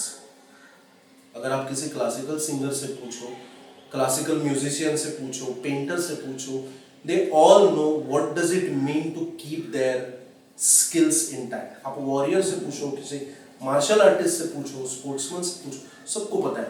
Actor से पूछो आप रियाज क्या करते हो, you will get very, and not that people don't know, but you will get very, क्या कहूँ मैं, बहुत ही आड़े टेढ़े और अधपके से जवाब मिल जाएंगे आपको. और बहुत बार ये सोचते हैं मैं फिल्में देखता हूँ, मैं अच्छी फिल्में देखता हूँ, मैं अच्छे एक्टर्स देखता हूँ, लेकिन ये जरूरी है अच्छी सिनेमा देखना, लेकिन मुझे ये भी लगता है आजकल इतना ज़्यादा कंटेंट है, मैं नहीं देखता. Last 1 year I have decided that I will only watch movies. I have almost stopped watching web shows. उस पर बहुत विस्तार में बात हो सकती है, अभी नहीं करता. Not that I detest web shows. मैं, और प्लीज़ वेब शो बनाने वाले प्लीज़ मुझे लीजिए, मैं ये नहीं कह रहा हूँ कि मुझे मैं काम करने के लिए आऊँगा, या देखना थोड़ा मैंने बंद कर दिया है, क्योंकि मुझे ये लगता है एक्टिंग को नहीं प्रोड्यूस कर सकती, कला को नहीं प्रोड्यूस कर सकती. जीवन ने कला प्रोड्यूस करनी चाहिए. आप समझ रहे हो मैं क्या कह रहा हूँ? जैसे आपको खराब एक्टिंग क्या लगता है? जो दिख जाता है कि ये एक्टिंग है. वो क्यों लगता है? क्योंकि वो किसी ने ऐसा एक्टिंग किया हुआ है, स्टीरियोटाइप, जिसको हम स्टीरियोटाइप कहते हैं कि ओ तो सीरियल में एक तरीके का काम करते लोग, क्योंकि जब पुराने कुछ एक खराब नाटकों में आप देखते होंगे कि ऐसा करना मतलब इमोशनल एक्टिंग करना, ऐसे करना मतलब गुस्सा करना. तो वैसा जब आप करते हो तो वो क्या हो रहा है? एक्टिंग प्रोड्यूस कर रहा है. जैसे अभी हो रहा है कंटेंट को प्रोड्यूस कर रहा है. जब कोई एक अच्छी वेब सीरीज आ जाती है या कोई फिल्म हो जाती है, उसका फॉर्मूला बन जाता है, और वो और वेब शोज को प्रोड्यूस कर रहा है. तो कला कैसे कला को जन्म दे सकती है? तो मैं आजकल सोचता हूँ मैं जीऊं, जाके लोगों को देखूं। मुझे सब हंसी आएगी, लेकिन मुझे एक चीज, मुझे सब्जी खरीदना बड़ा पसंद है और खाना बनाना। और सब्जी खरीदना बहुत मजा आता है यार। आपकी दोस्ती होनी ही चाहिए आपके यहाँ के सब्जी वाले से, ये मेरा मानना है। मुझे उसमें बड़ा मजा आता है। मैं अगर ऑटो वाले से बातचीत ही ना कर पाऊं तो मुझे लगता है मेरा जीवन, भाई भाई कितना भी बड़ा एक्टर बन फेल है। और वहां पे भी बात करनी आनी चाहिए। कल को मुझे डाल दो प्रधानमंत्री के साथ, उनके साथ भी बातचीत करनी आनी चाहिए मुझे। तो ये जीवन है, उसको जियो। ये तो एक बात। और दूसरा, मैंने जो रियाज बोला, तो I definitely have a set of tools by some were passed on to be my teachers, but I have relentlessly practiced it. That I'm very sincere in that sense, and I'm pretty disciplined. So I find my ways to go on the Mumbai में हूँ तो बहुत बार आपको अभी मैं वर्सोवा गया हूँ तो वर्सोवा के बीच पे मिल जाऊँ आपको सुबह। मैं जाके I make sure that I take out that at least thrice a week. I take out that time 30-35 minutes and I do my riyaz with my body, with my eyes, with my instrument, with my voice. It is very important for me. I don't know about other actors. Some actors, I've seen them not doing anything, but they produce kick-ass work. Yeah, they produce great. Maybe I'm not that great. That's why I need discipline and hard work. एक बड़ी मजेदार चीज, ऐसे ही अभी बातें चल रही है तो बता देना। बहुत बड़े फिल्म मेकर है तारकोस्की, मेरे बड़े पसंदीदा रशियन फिल्म मेकर है। तो बर्गमन साहब बहुत another very big European film maker, Norwegian American, Norwegian I don't know. तो जब पहली बार रूबरू हुए तारकोस्की के साथ तो उन्होंने उनके बारे में ऐसे लिखा है कि जब तारकोस्की से मैं मिला और उनका सिनेमा जब मैंने देखा तो मुझे ऐसे लगा जिस कमरे का दरवाजा मैं तोड़ने की कोशिश कर रहा हूँ सालों से, तारकोस्की तो कब के उसके अंदर जाके बैठे हैं और वहां पे जाके उन्होंने कितने मजे कर लिए, पूरा जीवन बिता लिया। तो मैं तो अभी दरवाजा ही खटखटा रहा हूँ। तो मुझे लगता है शायद मैं अभी दरवाजा ही खटखटा रहा हूँ। तो मेरे लिए ये जरूरी है कि मैं जाके, लेकिन मैं ऐसा ही रहूंगा जैसे मुझे दिख रहा है। मुझे बड़ा मजा आता है, रियाज में भी उतना ही मजा आता है। दोनों भी फिल्म मेकर्स अपने आप में एक इंस्टीट्यूशन में हाँ, सो हर किसी का काम तो हम बिल्कुल भी कंपेयर नहीं कर सकते, उनकी प्रोसेसेस भी नहीं कर सकते। मेरा नेक्स्ट सवाल ये है कि आपके ऊपर सबसे ज्यादा इम्पैक्ट डालने वाली एक कोई इंसान, एक कोई व्यक्ति? बहुत सारे यार, मेरे टीचर्स का तो बड़ा इम्पैक्ट है। क्यों इतना, क्यों मुझे so many different people, honestly ऐसा एक चीज तो मैं नहीं कह सकता। मेरा अपना ही खुद के ऊपर सबसे ज्यादा इम्पैक्ट है। मैं को अगर कांस्टेंट इम्पैक्ट किसी का है तो अपना ऊपर ही है। मैं अपने आप से ही जूझता रहता हूँ। कभी वो इम्पैक्ट चाहिए भी होता है, कभी कभार लगता है ये इम्पैक्ट नहीं भी चाहिए। क्योंकि क्या है, एक आदमी का नाम लूंगा तो वो और टीचर्स या जो मेरे रिश्तेदार हैं, मेरे दोस्त हैं, जैसे मेरा बहुत अच्छा दोस्त है, उसका मेरे ऊपर बहुत सालों से बहुत बड़ा प्रभाव है। ये जरूर है कि मेरे दोस्त कुछ है जो बहुत ही मस्ती करने वाले हैं, कुछ का अच्छा इम्पैक्ट है, कुछ का बुरा भी इम्पैक्ट है। जैसे माँ बाप कहते रहे इसके साथ मत रहो साला, ये बहुत बैड इन्फ्लुएंस हो। तो बैड इन्फ्लुएंसेस भी बहुत है, लेकिन मजे आते हैं। बैड इन्फ्लुएंसेस भी चाहिए दोस्तों में, या ऐसा एक नहीं कह सकता। मेरा अपना ही खुद के ऊपर सबसे ज्यादा इम्पैक्ट है। तो थोड़ा कम हो जाए तो मजा आ जाएगा।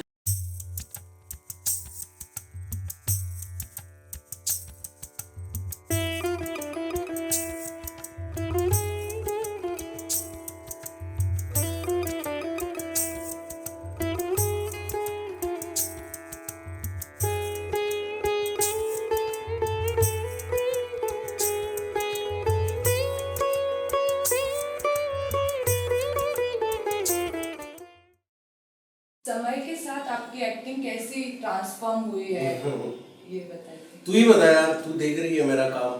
तूने अभी भी बोला कि कॉलेज में भी तूने देखा है, हुआ है क्या कुछ बदलाव? थोड़ा बेहतर लगता है पिछले काम से? नहीं है तो मत बता, मुझे डिप्रेस हो जाऊंगी। नहीं, मतलब मुझे लगता है जब मैं सीरियल देख रही थी तभी आप काफी काम करके ऑलरेडी आ चुके थे। तो मैं बहुत इनिशियल से बोल रही हूँ कि आप एनएसडी से पास आउट हुए तब से, क्योंकि वो मैं समझ रही हूँ कि आपने वहाँ पे एक ट्रेनिंग लिया एक तरीके का आपके पास स्किल सेट ऑफ इंस्ट्रक्शंस वगैरह सब कुछ आया, आपको समझ आया, और उसके बाद से आज तक का पूरा ट्रैवल, तो एक सीरियल तो उसमें से एक काम है, एक यार एक चीज तो हुई है कि नाटक में तो हुई है कि अब पहले डर लगता था बड़ा, अब बड़े मजे आते हैं यार। मतलब मैं I am all the time absolutely very keen to go on stage. मुझे बड़े मजे आते हैं, उस खेले में बड़े मजे आते हैं, और मुझे बोर नहीं होता कभी शो। मतलब 400 शोज किए मैंने, किंगडम ऑफ ड्रीम्स में भी तकरीबन 450 शोज किए, एंड आई फील फॉर्चुनेट कि मैं ये दो कर पाया। तो ये तो जरूर हुआ है कि मैं स्टेज पे ऐसा लगता है कि ये कोई ऐसी जगह नहीं है जिससे मैं डरूं। ये बदलाव आया है। दूसरा ये बदलाव आया है कि मतलब मेरे पर्सपेक्टिव में बदलाव आया है। अब काम की क्वालिटी में जो बदलाव आया है ये मुझे लगता है कि और लोग तय करें, ये तो मैं खुद ही नहीं कहूँगा। लगता है बेहतर तो हुआ है, और उससे कुछ चीज़ें तो बेहतर हो ही जाती है जब आप रिलैक्स। जो नसीर साहब उस समय चिल्लाते थे 2007 में, जो चिल्लाया उन्होंने रिलैक्स रिलैक्स, मेरे पे मैं नहीं चिल्लाया, लेकिन मैं करता तो मेरे पे भी वो चिल्लाते, because I wasn't relaxed enough. No I feel उससे तो I am relatively way more relaxed on stage. मैं आपको एक बड़ी मज़ेदार चीज़ बताता हूँ। मेरी सासू माँ जी भी एक्टर है, बड़ी बहुत मज़ेदार एक्टर है, आप उनका काम देखिए। देखा ही हुआ है पर उन्होंने एक नाटक किया था, एक मराठी के बड़े कमर्शियल थिएटर में, उनका बहुत बड़ा नाम है, स्टार ही है वो, मतलब उनका हर शो हाउसफुल होता है। प्रशांत दामले जी, जिनको इस साल पद्मश्री से भी नवाजा गया। आप महाराष्ट्र में हैं तो आप प्रशांत दामले जी का नाटक टिकट खरीद के देखिए, उनका हर शो फुल हाउस होता है। और उनका नाटक का कंटेंट के बारे में बातचीत हो सकती है, लेकिन मैं ये जरूर कहूंगा इज अ वंडरफुल परफॉर्मर। जैसे एक बड़े अमेजिंग स्टैंड अप कॉमेडियन को जब आप देखने जाते हैं, इज अ एब्सोल्यूट एंटरटेनर। जब वो स्टेज पे है आप एक क्षण भी बोर नहीं हो जाओगे। तो मैं उनका उदाहरण इसलिए दे रहा हूँ कि उनकी एक बड़ी खासियत है जो उन्होंने, वो ऐसे पागल है, उन्होंने बड़े बड़े रिकॉर्ड्स रचे हैं कि वो हर समय स्टेज पे ही होते हैं, और वो बहुत सारे शो स्टेज पे ही होते हैं, मतलब वो बहुत सारे शोज करते हैं। उन्होंने बड़े बड़े रिकॉर्ड भी तोड़े हैं शोज करने के। तो मेरी सासू माँ जी ने उनके साथ एक नाटक किया, तो मैंने उनसे पूछा कि आपको क्या लगता है प्रशांत दामले जी के पास क्या है। तो मेरी सासू माँ जी ने मुझसे कहा कि यार जब मैं मसाज लेने के वक्त जितनी रिलैक्स होती है ना, उतने वो स्टेज पे रिलैक्स होते हैं। और आप रिलैक्स इस शब्द को गलती से मत समझे, there is a huge difference between relaxation and being collapsed और बीइंग। वो बड़े ग्रेट एक्टर्स कैमरा के सामने भी रिलैक्स्ड होते हैं। तो ये एक बदलाव थिएटर में जरूर आया कि I am way more relaxed. I don't think I am at the level of skill wise at the level of Prashant sir, nowhere near that, but yeah, ये एक बदलाव मेरे में जरूर आया। और दूसरा सिनेमा में एक बड़ा बदलाव ये आया है कि सिनेमा में मैं थोड़ा सा इस तरीके से रिलैक्स हो गया हूँ कि सिनेमा में बहुत बार कुछ ना करना भी बहुत कुछ करना होता है। In cinema less is more, but that doesn't mean कुछ ना करना भी सही है। करना तो पड़ेगा, लेकिन ऐसे करना पड़ेगा कि कुछ किया ही नहीं ऐसे लगे। तो ये जो सिनेमा का जो पैराडॉक्स है, वो मुझे पहले बहुत, it used to make me very uncomfortable, and it used to leave me dissatisfied. तो हर बार जब मैं सेट से घर लौटता था, पहले 2 साल पहले जो मैंने 2 या 3 फिल्में की, मुझे लगता था यार कुछ किया ही नहीं, मतलब मज़ा नहीं आया। तो अब मुझे सिनेमा का मज़ा और नाटक का मज़ा, इसका फ़र्क थोड़ा बहुत दिखने लगा है। पर अभी जो बदलाव आना चाहिए मेरे काम में, जो मुझे लगता है, if I have to reflect, and I'm being very candid, please don't use it against me. I think what I'm searching right now, how to make ordinary moments extraordinary.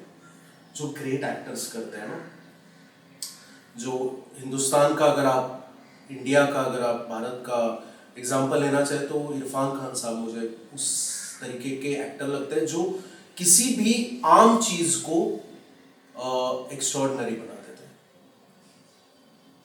और एक और उदाहरण आपको देना चाहूँ तो विदेश में क्रिस्टोफ वॉल्ट्ज करके एक्टर है, तो उनकी एक फिल्म है इनग्लोरियस बास्टर्ड्स, और उसमें एक सीन है कि जिसमें एक लड़की है जो आती है, उनके सामने बैठी है, कॉन्टेक्स्ट में नहीं जा रहा हूँ, इन शॉर्ट ये बता देता हूँ कि एक फैसिस्ट रेजिम, नाजी रेजिम का एक बहुत बड़ा अफसर है, और वो नाजियों के इतिहास तो आपको सबको पता है, और सामने बैठी हुई औरत जो है वो जू है, फ्रेंच जूइश लड़की है, और वो उसको स्क्रूटिनाइज कर रहा है, लेकिन वो ओपनली कुछ स्क्रूटिनाइज नहीं कर रहा है, उससे कोई सवाल नहीं पूछते, बस उससे पूछते आपने यहाँ का कोई डेजर्ट का नाम लेते हैं, आपने वो खाया है, कहते हैं नहीं खाया, तो बैठो खाओ उसको, तो वो मंगवाता है, फिर वो खाने लगती, बोलता है नहीं नहीं ऐसे ऐसे थोड़ी खाता है कोई यहाँ, उस पर क्रीम लो, तो क्रीम डालता, बोलता और थोड़ा लो, अब खाओ, बोलता मजेदार है ना। तो कोई भी एक एक्टर पढ़ ले, ये तो सीन कोई है ही नहीं, लेकिन ये बहुत बड़ा सीन है। इसका मतलब क्या है, एक फैसिस्ट रेजिम जब होती है तब वो कहती है कि आप क्या खाओगे ये हम डिसाइड करेंगे, आपको क्या अच्छा लगेगा वो हम डिसाइड करेंगे, कैसे खाओगे वो भी हम डिसाइड करेंगे, और आपको ये फ्रीडम नहीं है कि आप उसको खराब करें। आप ये नहीं कह सकते हाँ लेकिन थोड़ा मीठा कम है, हाँ इसमें और स्ट्रॉबेरीज होती तो मजा आ जाता, ये सब साला वो एक सीन में कह देता है। तो ये समझ होना और उसको एग्जीक्यूट कर पाना, ये आम सीन है ऐसे देखा जाए तो, कि कोई एक आदमी किसी को ऑफर कर रहा है, सेम विद इरफान साहब, वो कोई एकदम ऑर्डिनरी चीज को एकदम एक्स्ट्राऑर्डिनरी बना देंगे। तो वो जब वो कहते हैं ना, वो एक उनका डायलॉग है बड़ा सही है, बहुत सारे सीन्स हैं उनके, कितने का है, एक तो वो उनके गुजरने के बाद वो सीन बड़ा फेमस हो गया है कि वो लाइफ ऑफ पाई का डायलॉग है, या नेम सेक का सीन ले लीजिए, वो आखिरी में उठा रहे हैं अपनी बीवी को, फोन कर रहे हैं, उनका किरदार जब उस फिल्म में गुजरता है उसके जस्ट पहले फोन उठाते हैं और अपनी तब्बू जी को फोन, अपनी बीवी को फोन करते हैं, कहते हैं मुझे आपसे बड़ा प्यार है, I love you a lot Kaushik. So very ordinary scene, but he makes it in such a way that life is all about missing someone and also being with someone and expressing your love and also encouraging someone to go, and it's such complex, I mean I can go on and on here, but deceptively कोई पढ़े हाँ वो रहता है, phone उठाता है, अपनी बीवी को आई लव यू बोलता है, फोन रखता है, चला जाता है, कुछ भी नहीं है इस सीन में, लेकिन कितना कुछ है। तो ये मेरी सिनेमा में खोज है। नाटक में ग्लिम्सेस में कभी कभार अभी लगता है कि थोड़े इतना ग्रेट नहीं, उनके जितना ग्रेट नहीं, लेकिन कुछ लेयर्स आ जाते हैं, ला पाता हूँ मैं उतना, मैं I accept humble bragging.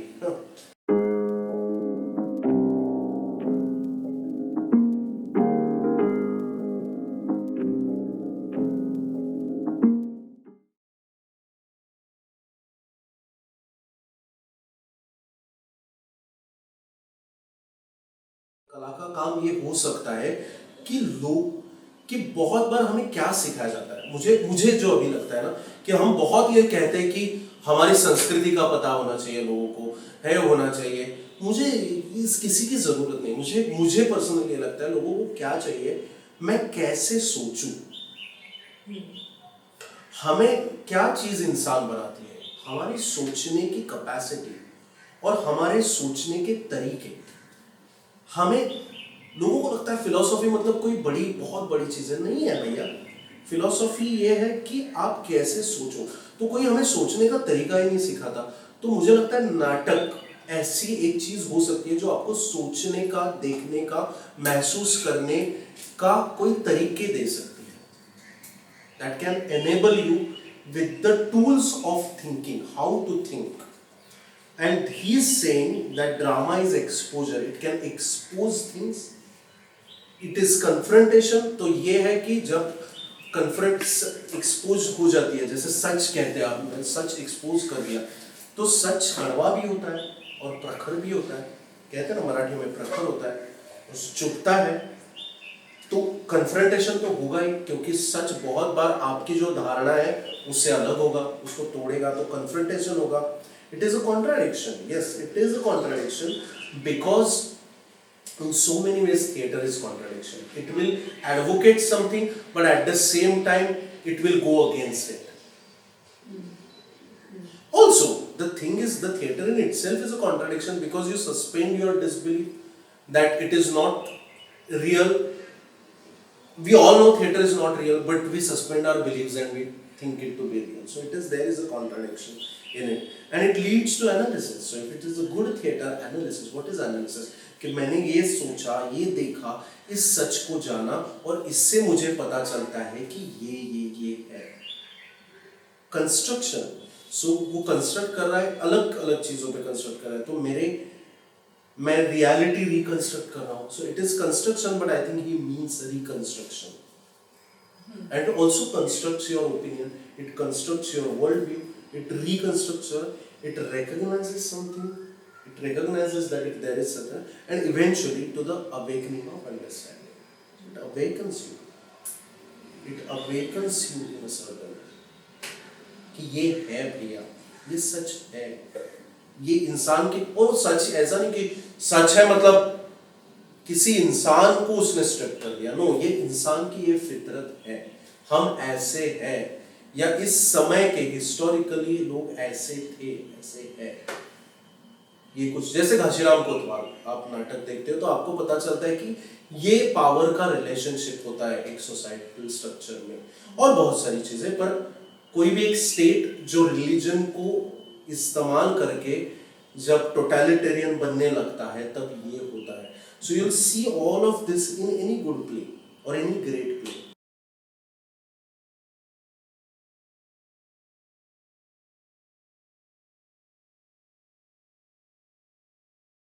And so again, we all need to understand why theatre becomes absolutely important.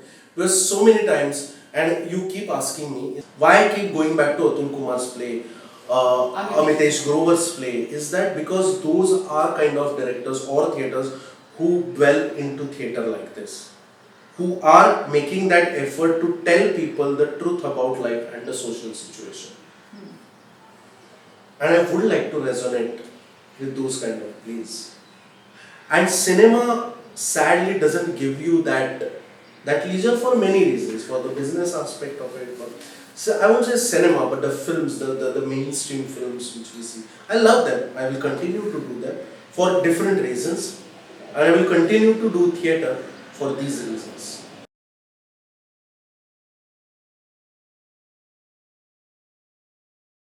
This is a very good quote, and this is by Brecht, and it can be it's sort of a torch to show us direction whenever we feel crowded. क्योंकि बहुत बार TV के बारे में हमने बात की और बहुत बार एक्सप्लेनेशन ये होता है यार लोगों को तो यही पसंद है, लोग तो यही देखना चाहते हैं, लेकिन ये काम ही नहीं है लोग जो देखना चाहते हैं वो आपको दिखाना. आपका काम है, आपका काम ये नहीं है कि लोग जो देखना चाहते हैं वो ये है कि आप वो जो नहीं देखना चाहते वो चीजें भी आप उनको दिखा पाए. Because yours it is a hammer to shape it. और आपका जो गठन है उसको अगर बदलना है, अगर आप मान लो आप एक पिघला हुआ लोहा है जिसको मारना पड़ेगा तो आपको घाव सहने पड़ेंगे. सो प्ले और theatre, a good art can't always be like an enjoyable experience. It is like a hammer. It will struck you and it will give you pain, but it will shape you into something new. Yes, this is also for artists, but this is also for people who go to watch, consume art. It can be uncomfortable. It can sway you off your feet. That is what is important and necessary. And अभी क्या हो गया ना, entertainment से क्या हो गया ना, सब लोगों को लगता है वो कमोडिटी है, और आर्टिस्ट और दर्शक का रिलेशनशिप ये विक्रेता और ग्राहक का नहीं है, वो अलग रिलेशनशिप है. तो कैपिटलिज्म ने क्या कर दिया है, हम सब उसी इसमें देखने लगे हैं. तो मेरे को मजा नहीं आया तो मैं आगे चल रहा हूँ, जाओ आगे. पर वो हमारा अग्रीमेंट ही अलग है. हमारा अग्रीमेंट भैया ये नहीं है कि हमें आपका ये पसंद नहीं आया कुछ और दिखाओ, ये नहीं है हमारा रिलेशनशिप. वो अलग रिलेशनशिप, ये तो फ्यूडलिज्म में वो था या कैपिटलिज्म में होता है. इसलिए बहुत जरूरी है. आप फिर से मुझे पूछते हो कि मैं क्यों वो नाटक करने जाता हूँ, मेरी इंसानी तौर के भी जरूरत है. एक आर्ट को कुछ एक हिसाब से it has to put its foot down and say this is what I want to show with no compromise. और असली अच्छी कला का मतलब वो है, मैं पॉपुलर के इसमें नहीं जा रहा हूं, लेकिन अच्छी कला अपने मायने भी बनाती है, अपने मापदंड भी बनाती है नए, और उस मापदंड के हिसाब से कला भी तैयार करती है. So it is doing a lot at the same time.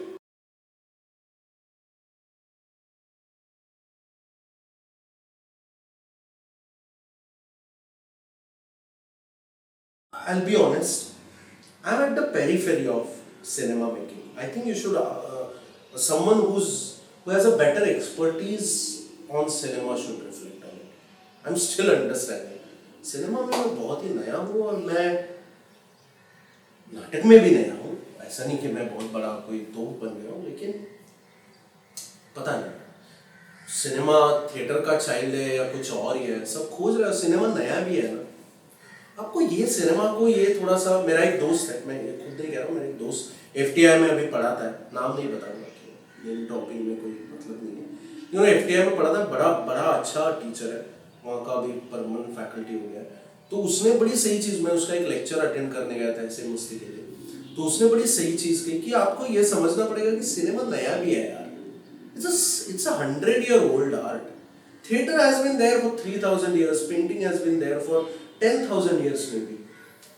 तो dance, same with singing, it's a very तो उन लोगों उस आर्ट को बहुत टाइम मिला है, आप अपना रख लीजिए, बहुत टाइम मिला है टू इवॉल्व. सिनेमा अभी नया है. in all fairness, it's in its infant stage. Cinema अभी भी अपना रोल खोज रहा है. तो बहुत तरीके का सिनेमा हमें नजर आता है, ये आप देखिए. इतनी वैरायटी किसी आर्ट में आपको नजर नहीं आएगी दूसरे तरीके से. मजे के सिनेमे भी हम देखते हैं, एंटरटेनिंग भी देखते हैं. एक आप कोई फिल्म फेस्टिवल बड़ा ले लो, उसमें सब तरीके के, शाहरुख खान की भी फिल्में भी आप देख सकते हैं, फिर कोई आप एकदम आर्ट सिनेमा देख सकते हैं, और फिर सिनेमा आर्ट करके एक और अलग जॉनर है.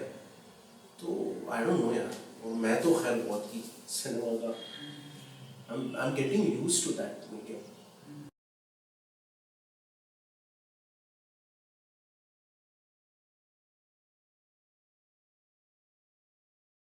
Thank you so much Subrat, आपने हमें वक्त दिया, और एक बहुत ही अच्छी मुलाकात रही, बातचीत रही, सिनेमा, थिएटर, और बहुत कुछ सीखने को मिला आपसे. मैं उम्मीद करती हूँ कि हमारे दर्शकों को भी ऐसा ही अनुभव रहेगा.